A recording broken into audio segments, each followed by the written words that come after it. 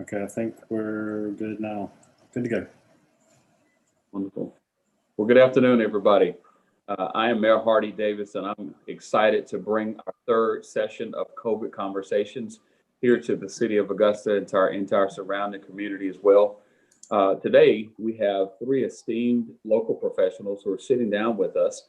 They are leading experts in the healthcare and mental health field in particular, who are joining us to discuss the effects that COVID-19 has had on the lives of so many of our friends, our neighbors, our loved ones, and more importantly, sometimes even our own selves. And so this afternoon, I look forward to taking a deep dive into the pandemic and its effect on mental health. This afternoon, we're joined by Ms. Barnes, Ms. Horton, and Ms. Bryant. I want to thank each of you ladies for joining me this afternoon and being a part of today's very important conversation. A conversation that all too often, particularly in communities of color, we shy away from wanting to talk about the issues associated with our mental health.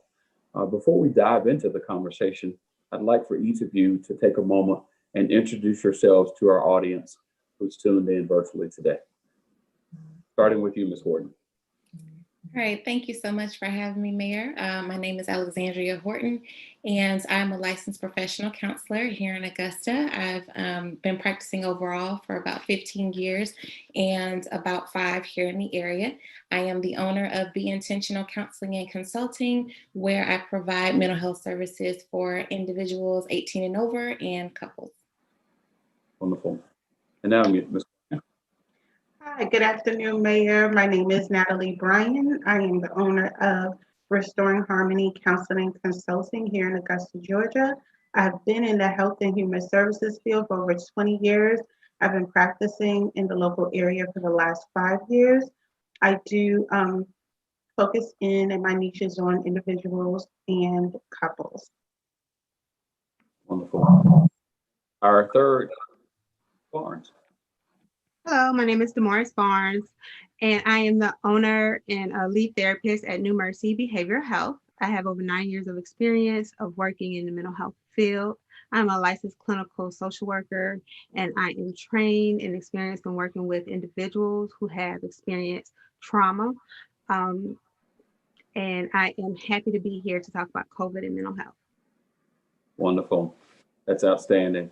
You know, this is an extremely important conversation and very much needed in the city of Augusta. And I think that still holds true for even those that are in surrounding communities as well, especially now. We've come into year 2 of the global pandemic, or I'm sorry, year 1, where we've had a full year of trying to deal with the challenges associated with COVID. Here, we've reached globally 25 plus million cases. We find ourselves here in America, where we've got almost 430,000 people who have died. And so it's an extremely important conversation. Many of us are facing challenges that can be stressful, overwhelming, and can cause strong emotions in both youth as well as adults. Public health safety measures that we have to socially distance. We have been told consistently, do the 3 W's. I have been sharing that message for over a year, that you have to watch your distance. You have to wear a mask. You got to wash your hands. And we oftentimes hear about this thing called COVID fatigue setting in. Even though we're still fighting this fight, we're not out of the woods yet. We're very hopeful now that we have 2 vaccinations that are being made available to populations of the community. And so this conversation, as we look for ways to reduce the spread of COVID-19, are important, but they can still make us feel isolated. In addition to feeling isolated, the stress, the feelings of abandonment. When you think about loved ones who have been in long-term care facilities and nursing homes and not being able to go see a loved one because of the challenges associated with COVID. And then many people are facing severe financial hardships, causing additional anxiety. And so I believe we've got 3 of our leading experts in the community who can help us navigate to a better place in this conversation. And as we move through the pandemic, we want Augustans to understand and recognize that there are challenges from a mental health standpoint, but they need to be able to get answers. And so I'm encouraged that you're prepared to offer your insight about how to reduce the negative impact of COVID-19, while also identifying available resources in our community. And so my first question that I pose to each of you as panelists is, how can people tell the difference between experiencing a normal emotion of sadness at this time and recognizing if it's a more serious condition? Well, in my experience, sadness is normal, and there's a lot of things happening right now, as you just mentioned, the loneliness, being, of course, distance from our families, financial hardships, and people are taking on the new roles of, if you're a parent, you may also be a teacher, now, and trying to navigate work and all these different things. And so sadness, overwhelm, all of that is going to set in at some point.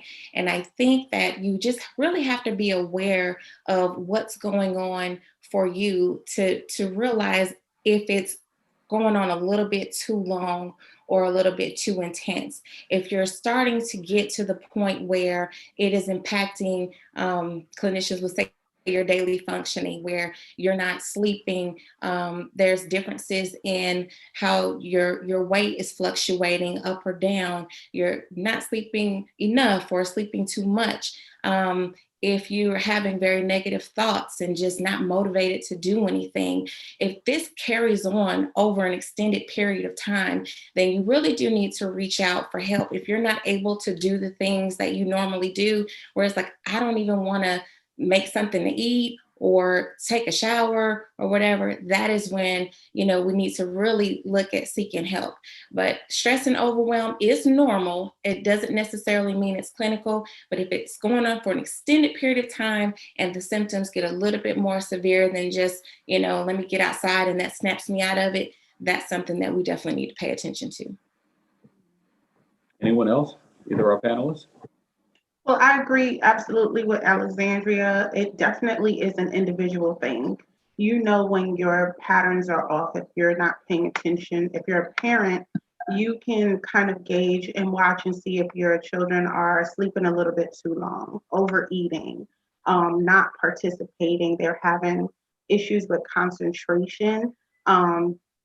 If they're having like some somatic symptoms, like their head is hurting all the time, or their stomach's hurting all the time, or they're really starting to go through feelings and emotions, and they can't pinpoint or gear what exactly is going on with themselves.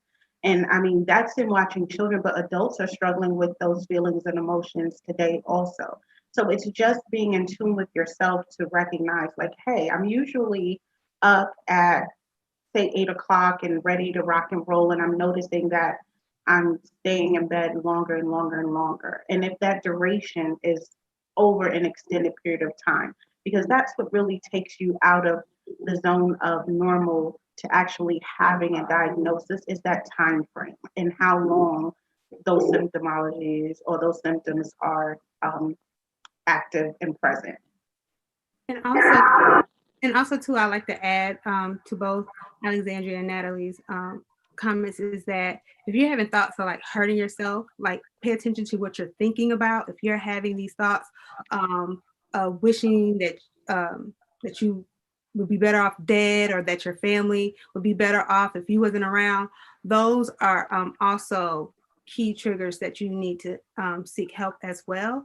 And then also too, sometimes in our daily functioning or in our daily living, we're just going through the motions, and we may not be able to recognize the signs of the changes in our patterns, right? And so sometimes you may have a family member or someone that you care about that's close to you, that cares about you. And if they're mentioning to you things like, hey, I noticed that you're not doing the things that you used to do. Like if they come in and you're usually like a neat person and your house is at a disarray, and they mentioning things like that, those things can be a sign, because sometimes we don't always know, like, or can recognize in ourselves that, hey, we're depressed, or this is truly taking a toll on me. And so sometimes listening to close family that has says, because family would tell you, they can identify things and that you used to do that you're no longer doing before. So take those things into consideration as well. Talk about the conversation around depression.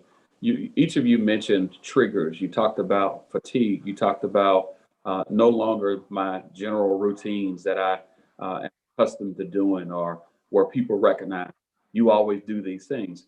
Can you talk about that, especially for our listening audience and viewing audience, where uh, maybe I'm not recognizing that I'm depressed?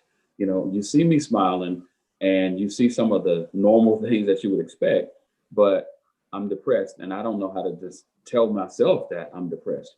Help us with that. I would say that depression looks different for a lot of people. And so a lot of times when people in their minds think of depression, they may think of someone who's um, laying in the bed all day, not taking showers. And that is a key sign of depression as well. But then we also have these high functioning people who are depressed. Someone who, instead of dealing with the pain of a loved one that they recently lost due to COVID, they're feeling their schedules. Then they're super busy and they're constantly on the go all the time. And that allows them to not actually deal with the loss.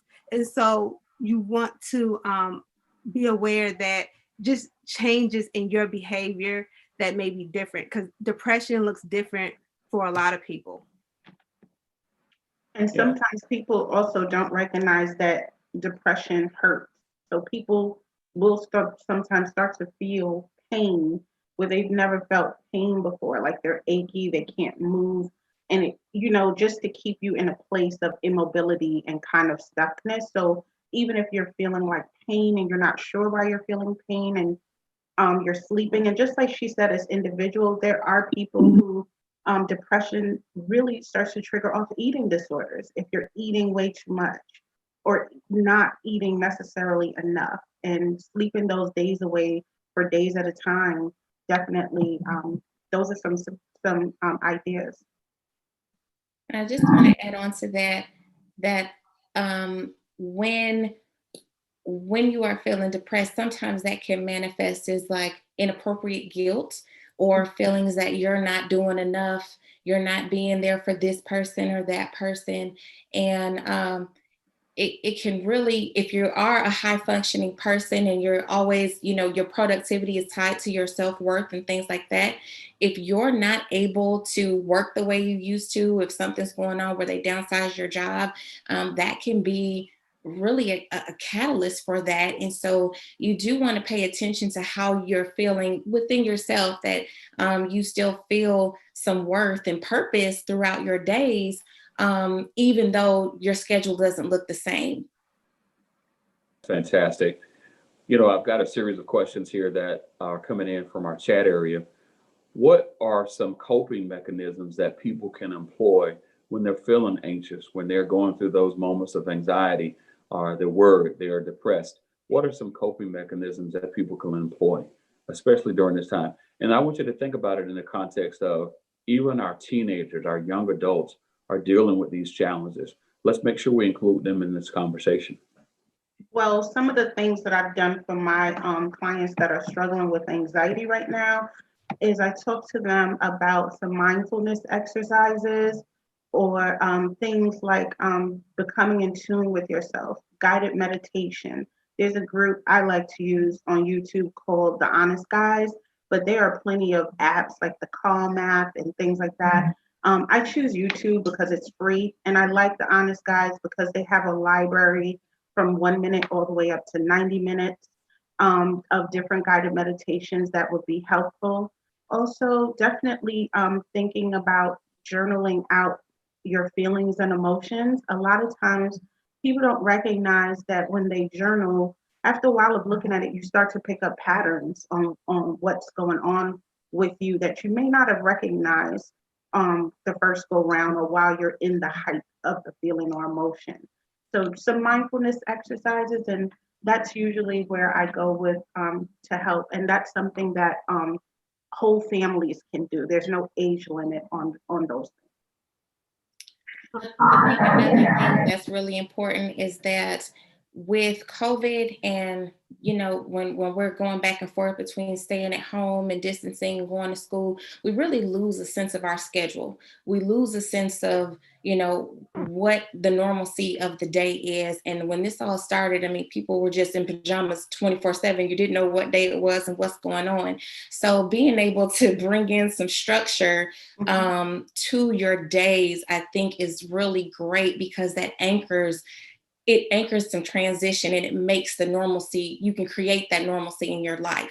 So when you wake up in the morning, get dressed. Maybe you don't want to wear real pants, but, put on a real shirt, or some comfortable clothes, but something that's different than pajamas so that we know, okay, we're in the zone, especially for teens and kids. They get ready for school. Still have them get ready for school and sit down and be in one place that's designated for schoolwork or your work if you're an adult. And then you transition out of that area. You get ready for dinner, you do those things. So you still have those patterns of normalcy because when that structure is gone, especially kids, they crave that. They need that to help them stay on point. So I think it's really important to kind of just sit down and figure out how to establish those routines and keep up with it in your own home. And also, I would like to add too is get moving. I believe that is a great way to deal with anxiety. Exercise. I always say let's find a creative outlet. Painting, drawing, things that you may not have ever thought you had time to do. And even with kids, going outside, tossing the ball, playing soccer. And also, one of the things I do suggest is enlist a friend, a family member to help you that can be like your accountability partner. Okay, well, we're going to paint today, or, let's go walking today. And so you have that friend that where you're not doing this journey by yourself, but you have someone kind of when you don't, them days where you're like, oh, I don't want to go walk today, but you have that friend that's like, come on, let's go walk. And so just having someone to enlist in to do activities and moving, exercising, and trying to tap into that creative side of painting and different things like that. Those are fantastic responses. I appreciate what you said, Dr. Horton, that I can't stay in pajamas all day long. This is a tough conversation. It's heavy, but I appreciate that lightheartedness that you've offered to it because it's so important to, even in the midst of the pandemic, make sure that we're employing those routines that help make us better. And I think that's equally important, especially for our kids who find themselves not in person in school, but doing it virtually. So that's fantastic. Let me ask this next question. Again, this is so good because people are chiming in right now. What, from an African-American, Black and Brown communities have not only been dealing with COVID, but also the social justice issues. How do we create safeguards to function in this climate from your perspective, especially around our mental health? Sometimes you have to take that social media break and those news breaks. It can be, I don't think people give enough credit to how triggering social media can be. And if you're a news person, it's a lot to take in. And even though it may not be happening to you right now, these people look like you.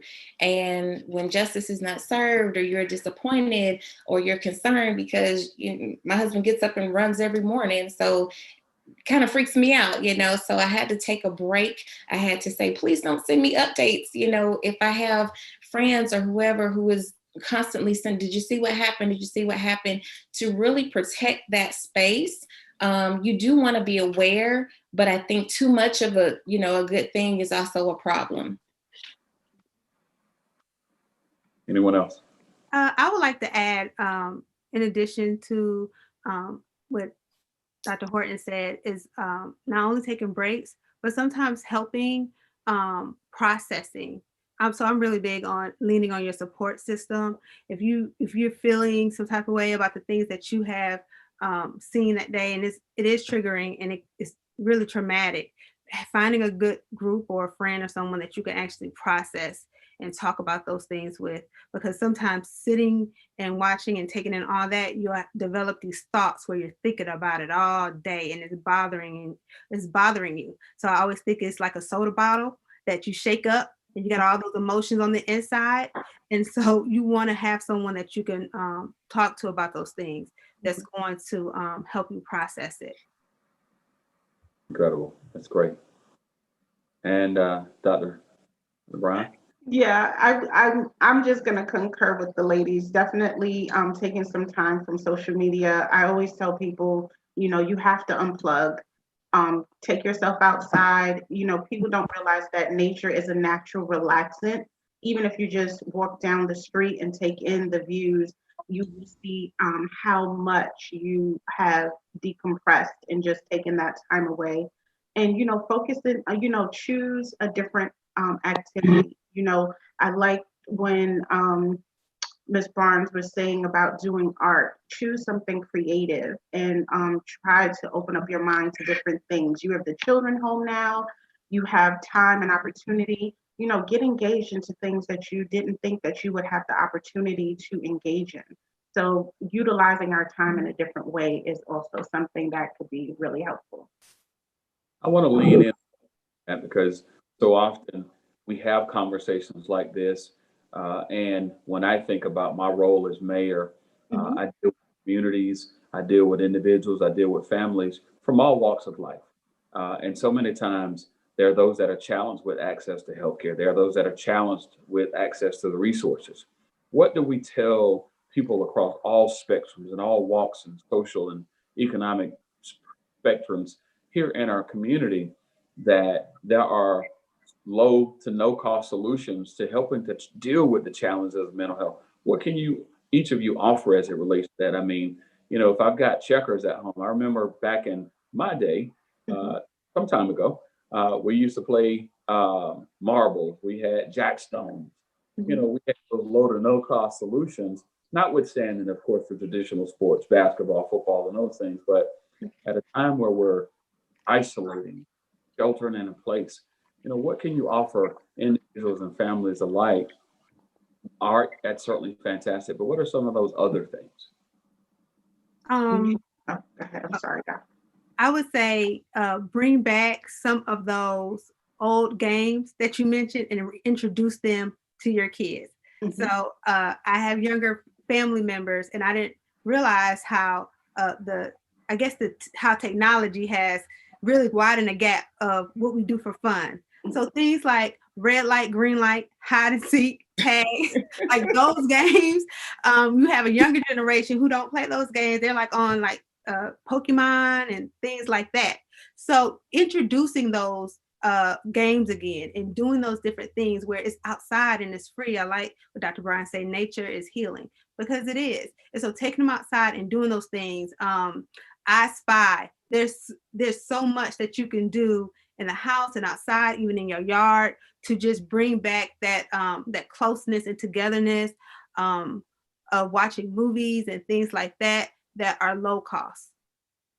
That's fantastic. Gardening has been a really big thing also that has really helped, tremendously with so many people's anxiety right now. And, showing your little one about how a plant comes to fruition from a little seed from the beginning, and they are engaged and they want to see their little plant grow every day, and taking them out and showing them, how to cultivate fruits and vegetables and have their own little garden is something that is great, because they're out in nature, they're getting their hands dirty, they're exerting energy, so that later on you don't have to worry about them bouncing off the ceiling. And it gives you time together to have those conversations. I just those are all great suggestions. I just want to add to that. I love keeping it old school. I just bought my kids a Where's Waldo book, so they have been into that basically for the last 2 weeks, which is awesome. But also, Pinterest is a great place to go. Halloween looked really different for us here. My baby boy is immune compromised, so he definitely couldn't go out trick-or-treating, but we had a s'mores center, and we did scary movies, and we did a scavenger hunt around the house. So it just takes a little bit of time, but getting creative. Google is your best friend to figure out some things to do. I'm not necessarily a creative person that way, but Google tells me these are fun for the kids and they enjoyed it. Just one more thing, Mayor, before we go. Also, we have some really awesome um, homeschool parenting groups on Facebook that have been doing this long before we got kind of locked down on the lockdown. And they have some awesome ideas. Also, some children magazines that are free, like Macaroni Kid and CSRA Kids. They have great ideas, and those are free. You know, they're no cost, and they also have some really great ideas for families, also with children of all ages. I want to make sure we, to the end of our session, we're point, but to be able to highlight those resources to make sure that people know and how to avail themselves of those things. I want to shift just a little bit in our conversation and focus on this. Disproportionately, the pandemic has affected communities of color, and especially when it comes to not only the challenges of one getting tested, now being vaccinated. What are some of the things that we should prioritize for both our physical and mental health in communities of color? I think being open to receiving information. If you have concerns, ask. You know, as far as the mental health piece, I'll start there and work back. I think there is a stigma in our communities of color about mental health, and most clinicians, if not all at this point, offer some type of free consultation. If you have questions about how the process works, if you want to see if someone's a good fit for you, ask those questions, call and see. There's nothing wrong with doing that. As far as your physical health, that has to be a priority. And they really go hand in hand, because if you're not feeling well mentally and emotionally, then we're starting to see like that soda bottle effect that Ms. Barnes was talking about earlier, that all of that will manifest itself. It will come out in pain, like Ms. Bryant said, and all of these things. So they really go hand in hand. You do want to make sure that you are taking care of yourself physically by getting out, doing what you can, but also emotionally, talking to someone if you need to, and someone that's neutral, someone that's outside of your sphere, someone that can just hear you and listen and not judge you and tell you about what you did last time, but just be neutral in there to support you.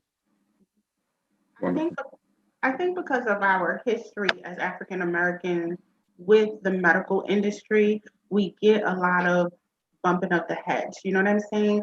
I know that people have struggled with, being tested on in the past without permission, and there's just a history of trauma, and people don't recognize that trauma is cellular. So it passes on from generation to generation. That fear, the way that we learn, that environment that we were brought up in, that perpetuates a lot of the fear that people have. So I agree with Dr. Horton, just being open to getting some education and remembering that, time has changed. It's not the same time. Find out for yourself. Don't go by hearsay or what you think you've learned or heard, or let's not deal with, because Uncle Jim Bob said this is what's going to happen. Let's go and find out for ourselves. Talk to a practitioner when it's coming to our health. Talk to the practitioner. See what your options are. There is no one blanket diagnosis or statement for anyone. Everything is very individual. So if it comes to you, your treatment is going to be different from, say, your sister or your brother. So you can't take a all-encompass look at all healthcare is negative. When it comes to the mental health aspect, we know that there was a stigma and a shame that came along with saying, okay, something is going on. Most of the time, our family members were hidden away. They weren't even dealt with or communicated with. So learning that mental health is a part of your holistic health spectrum is important. It's not just physical, it's emotional, it's financial, it's mental, it's spiritual. All of those things make up a whole. If you are suffering with diabetes, you are not going to not take care of yourself, or you may risk losing a finger, a thumb, or dying. You're going to go to a specialist that deals with that disease. So when someone's struggling with mental health, it would behoove them to speak with someone that deals with that particular disease to help you cope. So just being informed and finding out the information for yourself that will work for you would be the best thing for people to do. Yeah, Yeah, I have to agree with both Dr. Brim and Dr. Horton about what they say. I believe being informed and being aware is the best way to address the stigmas and the fear around COVID and the vaccine, and also the stigma around mental health and getting help. And I always tell people you don't have to have a mental health diagnosis. You know, you don't have to be that stereotype of, you know, hallucinating and things like that. Talking to a therapist is a part of self-care. I'm really big on self-care. So that's part of self-care. Just like you would go and get your nails done, to get your feet done, see a therapist and talk to them and process those things. It's a part of self-care. And that's very important, because if you don't take care of yourself, then you can't take care of anybody else. You can't be there for your family. You can't be there and perform on your job if you're not taking care of you first. And that's holistically, both physically and mentally. And what you don't know, we're in that information age. You have to reach out and ask someone. I just absolutely. have one thing to add, if I can. If someone is already, they have a pre-existing mental health condition, this is not the time to stop taking your medication. Please take your medication, follow that. And there's nothing wrong with having to take medication. It's usually, we have these disorders, there is a chemical imbalance. It doesn't speak to anything wrong with you as a person. Nothing's wrong with people who, like you say, have diabetes or high blood pressure or anything. This is a condition you have that you must take care of. So this is not the time, while all of these things are going on in the world and with people of color in particular, to stop taking your medication. Stay med compliant, please. That's fantastic, Dr. Horton. I couldn't have said that even better. All too often, we find ourselves dealing with the onslaught of one thing after another, and then we change those things that help make us better, and we begin taking them out of our routines and out of our schedule. So that's fantastic. I want to shift the conversation in just a little bit. Research has found that communities of color are 20% more likely to experience mental illness, and yet only one in three people of color receive mental health services that are desperately needed. What are some of the contributing factors to this, and how can we change that narrative? I think people aren't aware of what actually is available to them. You know, there are a lot of people who aren't aware that when they work, they do have access to mental health assistance through their employee assistance program, or their insurance provider may allow them to get some mental health services through their insurance, so they're not paying out of pocket. One of the main things that blocks people from really engaging in therapy is the cost. You know, and I think because it hasn't been taken in history as a priority as much as regular health, it's kind of like one of those add-ons like dental or eyeglass. It's not seen as important, but it really is. So knowing, letting people know that, hey, you know, talk to your provider, talk to your job, see if there's an EAP for your job where you get free mental health care. Talk to your insurance provider and see how many sessions you're entitled to through their service each year. You know, there are other programs like Open Path is a online program where people can go on there and say, hey, I can only afford this much between $30 and $60 to get healthcare, and they'll link you with providers that will accept that $30 or $60 for a session. Also, see if anyone in your community is offering pro bono sessions that are free. Some therapists do that, a certain amount of pro bono sessions per year as a part of their practice. So you really just have to find out, you know, what really is available to you, because usually it's finance and accessibility. And because most sessions right now are online, there's accessibility. Now it's just finding out what you're entitled to, either through your program or what you can afford financially. Great. Another factor may be that, quite frankly, some people want clinicians that look like them. They want to speak to someone who kind of has a cultural competency walking in because they are of the same heritage as they are. And so there are resources for that as well. Websites like therapyforblackgirls.com, there's therapyforblackmen.org, there's therapy for Latinx now. And so there are several different avenues to, and even if you go on a website that's comprehensive like Psychology Today, you can see pictures of your clinician. You can get a background of them, a little blurb and a bio about them. So just be open, again, to calling and seeing how well you relate to the provider. Therapy is like dating a little bit. Everybody is not a perfect fit for you. It's not a one and done. So just be open to, again, getting that consultation, seeing if your personality meshes with the clinician, if you feel like they'd be of help to you. And also, once you start, go at least 3 times. Go at least 3 times. No miracle is going to happen in the first session. People think, okay, I came in, I spilled my guts, I should be healed. It doesn't really work like that. So give it a little time and be open to the process. Fantastic. If I had to speak about the factors, and we kind of touched on this before, but the stigma of mental health is also a factor that affects why minorities don't generally reach out for mental health therapy. And so the way to battle that stigma is really becoming aware and being informed. Is one of the best ways when dealing with the stigma.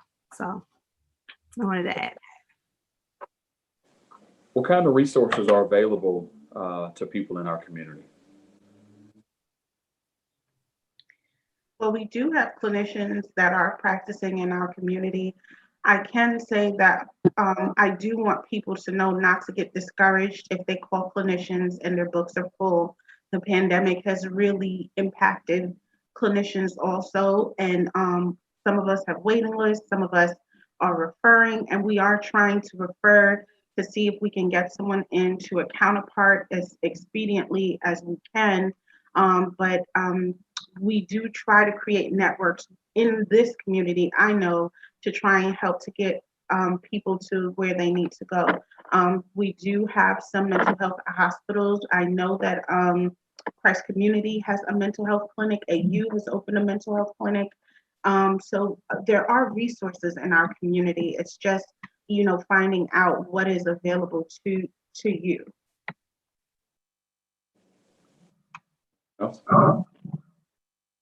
As far as the medication piece, there's a couple of routes that you can go. Quite frankly, Augusta does have a deficit in psychiatrists.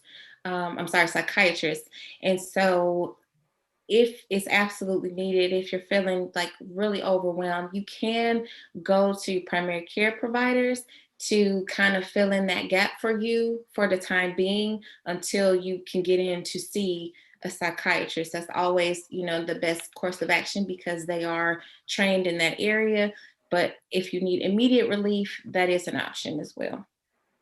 Right. Dr. Barnes?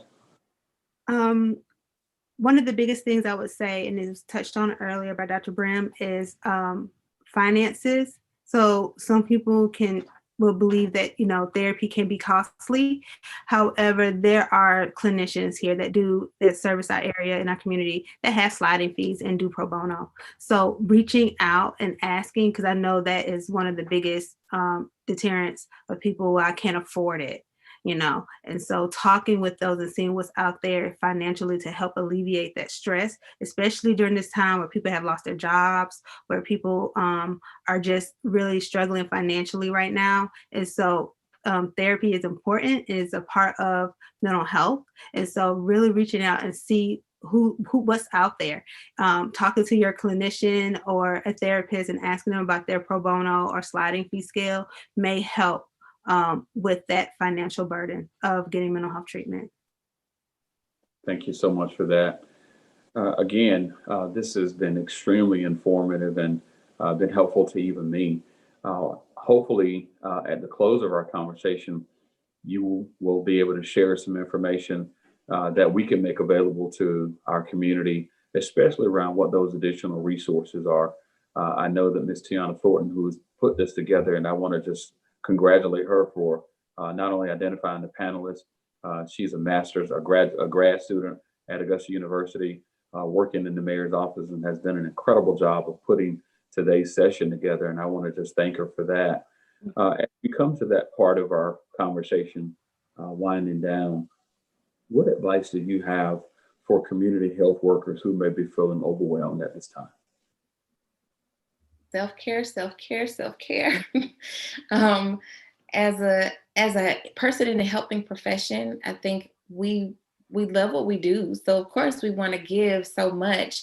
Healthcare workers want to give so much of themselves to the job to make sure they're taking care of everyone else. And so just being in remembrance that you have to take care of yourself. You cannot pour from an empty cup. So taking those scheduled time off, if that's what you need to do, putting boundaries in place of what you are and are not going to do, maybe outside of your work hours. I think that's really important, establishing some firm boundaries, but really just understanding that self-care is not selfish. A lot of people think I can't take the time to do this for me or take a nap because this person needs this and I need to do that. But it really helps you show up in a better way, able to kind of take on more challenges and be refreshed when you have had that downtime to do what you need to do for yourself. I would suggest or recommend to look at your schedule and see where you can schedule in time to do something that you really like, that you do for yourself, whether it's an activity, whether it's watching a movie, whatever it is that you love to do. Put that in, make that a priority. Like schedule that into your schedule and make it something that you do for yourself every day, every other day, however, just often and a lot. And understand, like I love what Dr. Horton says, self-care is not selfish, but you want to make sure that you're carving out time just to do something for yourself. Love on yourself. I agree with both ladies, and I will say definitely talk to a professional. We as therapists also have to speak to therapists. Yes. So, we are not exempt. We get tired too. We are overwhelmed too, but to prevent burnout and secondary trauma, you want to take that time to practice your self-care and to make sure that you are prioritizing you. You cannot pour from an empty cup. So if there's nothing left in you, there's nothing. I always give that whole stewardess thing. If you're on the airplane, the stewardess is telling you when that oxygen drops, please put it on yourself first and then assist someone. Why? Because if you don't, and something happens to you, then that person can't be assisted because you're down. Now, instead of one person needing help, now it's two people and you're no service to anyone else. So make sure that you are making yourself a priority and setting those boundaries and practicing self-care. So if that includes also speaking to a professional for yourself, then do so. And I wanted to say, like Dr. Horton was saying, I always tell people that therapists are like shoes. If it doesn't fit, get another pair because it may not be a good fit. Sometimes people are seeking therapists that look like them, and that's still not a good fit. So just being open to what's out there and understanding that, hey, I may not get it the first time. This may not be the best fit, but I'm going to keep trying until I find what works for me.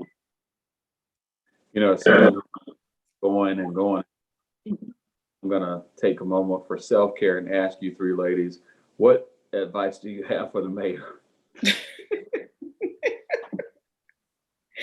When it's the end of the day, turn everything off. You got to have a hard deadline of cutoff. There's no more work. Okay. Okay. I agree. Boundaries.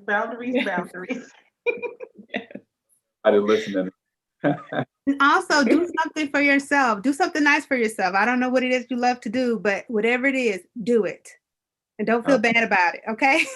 Wonderful. I have a good one, Mayor. Your sleep hygiene. Make sure you are getting as much sleep as you can that's appropriate. People do not recognize that if you don't have the appropriate amount of sleep, you can have developmental health issues. So make sure you're getting an appropriate amount of rest also. I think that I heard a friend of mine in Freeport, Louisiana, and he says, rest is spiritual. And I have taken occasion, boot bands to monitor my sleep. Mhm. Extremely helpful. So I do put a premium on making sure I get a chance to sleep. They tell me in London that we should take power naps over the course of the day, so maybe employ those in my time as well.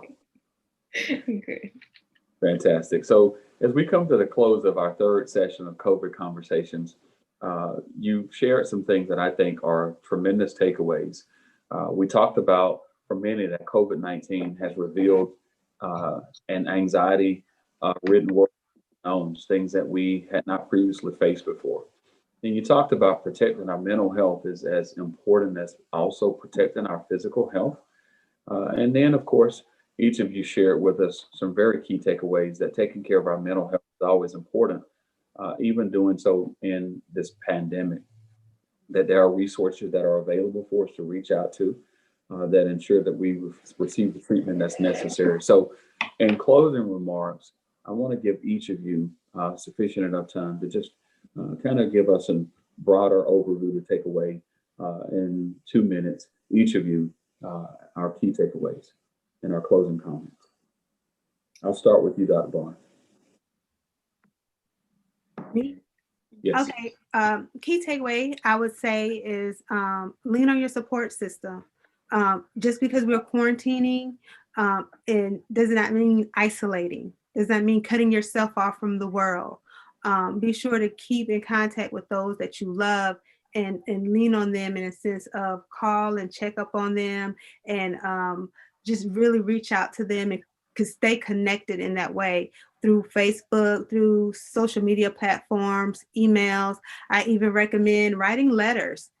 That's something that we don't really do anymore with writing letters, but that's also helps. So just staying connected with people that you love, that you care about. Do not just cut yourself off from the world and really lean on them. And that's the key takeaway is self-care and leaning on your support system. Brian? I would say all those things are wonderful, but along with practicing self-care and setting those boundaries, which are important, but also giving yourself some grace. You know, if things doesn't, if they don't work out exactly perfect, or, you know, give yourself the leeway. You know, this is a time where people are high in emotion, high in feeling, high in everything. It's okay to not be okay, you know, and give yourself the same grace and courtesy you would give to someone else. Sometimes we're so hard on ourselves that we do more harm than good. Wonderful. I definitely concur with both the ladies. Oh, that is pretty much perfect. But just continue to try to set up that routine for yourself, create that structure within your own day. Doesn't have to be perfect, but just some type of way that you can create the normalcy that, you know, we kind of crave as humans. Normal will never be the same. We'll have a new normal. And so we have to get used to that and lean into that and figure out what's going to work for us now and stop waiting to go back to how it was, because that's not going to happen. Definitely ask for help if you need it. We're clinicians. All clinicians, everybody, we're here to help you. So it's just a matter of reaching out, looking on those search engines that we kind of listed there. And if you have meds, continue to take them. Do the things that are working for you. If you have certain things that are your go-to that make you feel good, like gardening, getting outside, do that. Don't put yourself by the wayside. Make sure you stay on your to-do list so that you can continue to stand strong and support everybody in your life. Wonderful. Ladies, thank you so much for your time today. This conversation has been incredible. I am extremely appreciative of your transparency and your willingness talk about things that can make the difference in someone's life in Augusta, someone's life, no matter where they are, who have tuned in today through our virtual platforms. COVID will be here, and we will continue to have to navigate through this. It's my hope that today's conversation, which will be available on Facebook and YouTube, is not the last time that this conversation happens. You've been very candid about the necessity of being open to have conversations with our support networks, to reach out to the resources that you've mentioned, whether it's our children who are taking classes virtually and not face-to-face, whether it's us as adults, parents, loved ones, coworkers, and family and friends. Make sure that we're willing to have those conversations and move beyond the stigmas because mental health affects all of us regardless of who we are. The more conversations that we have about this, the easier those conversations prayerfully will become. And more than anything, we didn't say this, but when you said the word grace, I think we should allow our faith to be a guiding light and a compass to bring us to a place knowing that we can get through this together, that there's help available to us even now in these toughest of moments. And as I always say, I've added a fourth W. We are still battling COVID. Make sure that you wear a mask, wash your hands, watch your distance, but also wait to gather in large groups so that we can stop the spread of this virus. And while you're waiting, be patient, be prayerful, and remember, extend grace to yourself. Don't be so hard on yourself in these tough and trying moments. And with that, ladies, thank you so much from the city of Augusta. Thank you. Thank you. Thank you. Thank you.